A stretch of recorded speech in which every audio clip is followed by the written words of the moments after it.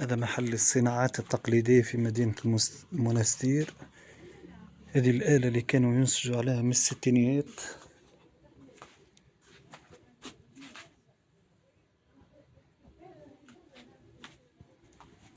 علم تونس. هذا برنوس تونسي. ثم المرقوم. محل هذا في وسط مدينة منستير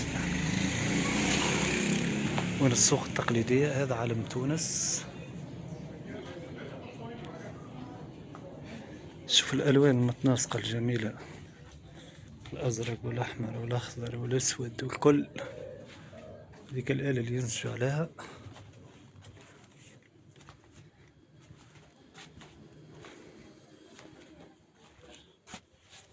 فخار. ملابس نسائية متنوعة.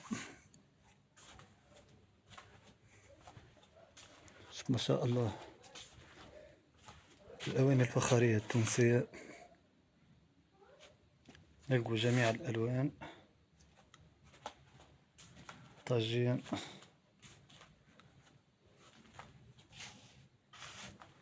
محلاها الألوان. ثم الصندريات زادا، الصحون لي بلاطو والكيسان. شوف محلاهم.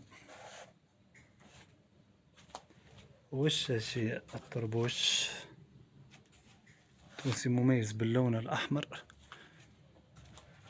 ملابس نسائية والجبة التونسية. ثم هذا نوار وثم الكولور أحمر. هذه فرملة. كل شيء موجود. شوف الألوان محلاها. ثم هذه متاع الرجال، ثم هذيك متاع النساء. أي عشقال. بلا تصور في عقلك، بلا خذ راحتك. شنو اسمه البوتيك؟ قضية مغازة الشراقة. الشراقة. الشراقة يعني. احنا رمضان، مغازة رمضان تاع الشراقة. حبيت الوالد نلوج عليه باش يجي يفهمكم أكثر. هم يجي ياخذ كاستين ما جاش